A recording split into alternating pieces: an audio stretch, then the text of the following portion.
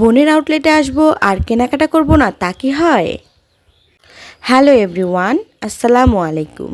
আপনারা সবাই কেমন আছেন? আশা করি আপনারা সবাই অনেক অনেক ভালো আছেন। বোনের আউটলেটে গিয়েছিলাম, সেখানে অনেক ধরনের প্রোডাক্ট এবং নতুন করে দোকান সাজিয়েছে, তো ছোট্ট একটি ভিডিও নিয়ে চলে আসলাম। আশা করি আপনাদের অনেক অনেক ভালো লাগবে।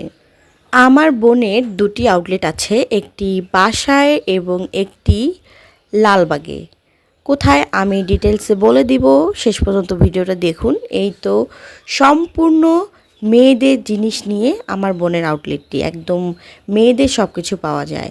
সেখানে আছে বাসায় পরা 3 পিস থেকে শুরু করে মেয়েদের ডিজাইনার স্টাইলিশ জিন্স প্যান্ট থেকে শুরু করে, তারপর টোট ব্যাগ থেকে শুরু করে মশারি, কসমেটিক্স, বিভিন্ন ধরনের আইটেম, যা বলে শেষ করতে পারবো না।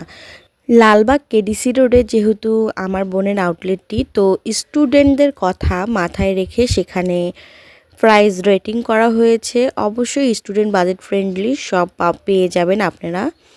আপুরা যারা আছেন স্টুডেন্ট এবং যারা আশেপাশেই আছেন বড় আপুরা, তারাও যেতে পারেন। অনেক রিজনেবল প্রাইসে সব কিছু পেয়ে যাবেন।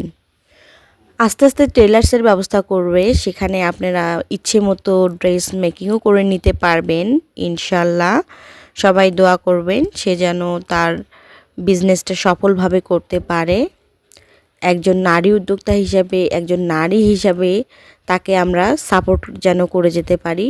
তো সবাই পাশে থাকবেন এবং আসবেন, ঘুরবেন, বেশি বেশি করে কেনাকাটা করবেন এবং আপনারা খুশি থাকবেন। আপনারা খুশি তো আমরা খুশি। এখানে আমার বোন মাস্কগুলো তুলে রাখছিল, কারণ আমরা দোকান বন্ধ করে এখন চলে যাব, অনেকক্ষণে এসেছি আমরা। তো দেখেন, একটা মেয়ে যখন সংসার সামলিয়ে বিজনেস করে তাকে কতটা কষ্ট করতে হয়। প্রত্যেকটা দিন এসে এই কাজগুলো তাকে করতে হয়, আবার এই কাজগুলো তাকে সেরে সুন্দর করে গুছিয়ে আবার দোকানটা বন্ধ করে বাসায় যেতে হয়। তো একজন নারী উদ্যোক্তা আসলে যে কতটা কষ্ট করে, তাদের সম্মান দেওয়াটা একান্তই জরুরি। ছেলে মানুষদের কিন্তু এতটা কষ্ট হয় না, কারণ তাদেরকে বাসা থেকে রান্না করে দেয়, বাসার সব কাজ বউ হোক মা হোক তারা সামলায়। কিন্তু একটা মেয়ে মানুষের সেটা হয় না। মেয়ে মানুষকে সংসারের সব কিছু সামলিয়ে, রান্না বান্না, বাচ্চাকে সামলিয়ে তারপর আসতে হয় একটা ব্যবসা প্রতিষ্ঠান সামলাতেই। এটা কিন্তু যেন তেন ব্যাপার নয়।